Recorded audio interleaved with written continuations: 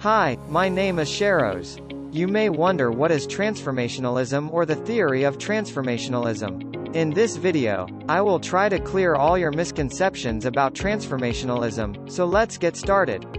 Theory of transformationalism has been expounded by David Held and his colleagues. Accordingly, the term globalization reflects increased interconnectedness in political, economic and cultural matters across the world, creating a shared social space.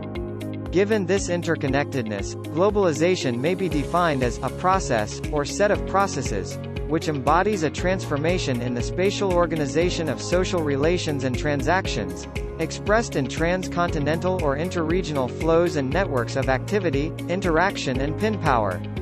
Transformationalism is a theory which holds that globalization is a complex process involving a number of different two-way exchanges between global institutions and local cultures. It can be reversed and controlled. Transformationalists and postmodernists agree that the impact of globalization has been exaggerated by globalists but argue that it is foolish to reject the concept out of hand. This theoretical position argues that globalization should be understood as a complex set of interconnecting relationships through which power, for the most part, is exercised indirectly.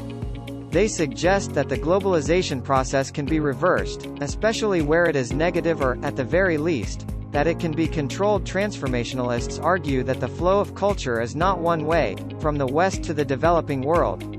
It is a two-way exchange in which Western culture is also influenced, changed and enriched by cultures in the developing world. Transformationalists argue that local cultures are not simply swallowed up by Western cultures.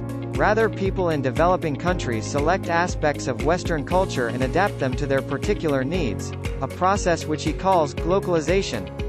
A good example of this is the Bollywood film industry in India, or the various local manifestations of McDonald's burgers.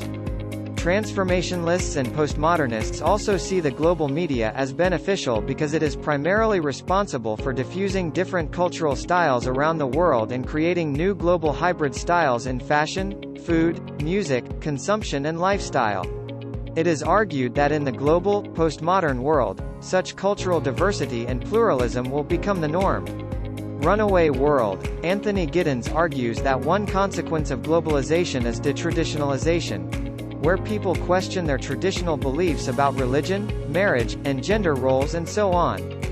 Giddens uses the concept of detraditionalization, rather than decline of tradition, to reflect the fact that in many cases people continue with their traditional ways of life, rather than actually changing them, but the very fact that they are now actively questioning aspects of their lives means cultures are much less stable and less predictable than before globalization, because more people are aware of the fact that there are alternative ways of doing things and that they can change traditions if they want to.